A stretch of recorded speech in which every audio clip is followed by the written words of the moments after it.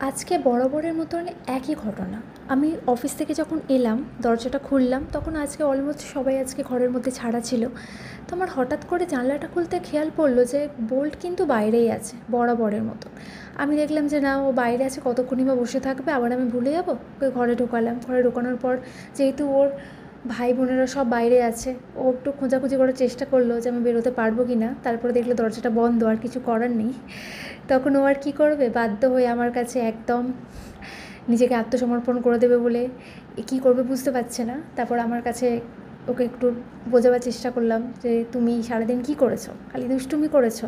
তারপর দেখি সারা গাটা নোংরা পড়েছে। ইনফ্যাক্ট আমি আজকে অফিসে গেছি, আমি সেভাবে ঘরটা পরিষ্কার করে যেতে পারিনি, মানে মোছার সময়টুকু আমি পাইনি, আমার শরীরটা কদিন ধরে একটু খারাপ ছিল। তো আমি দেখলাম ও ব্যাপারগুলো ঠিক বুঝতে পারলো। বুঝতে পারার পরে ও এখন বেশ মজাই আছে, এবার ওকে আমি পরিষ্কার করাবো গা ধুয়ে।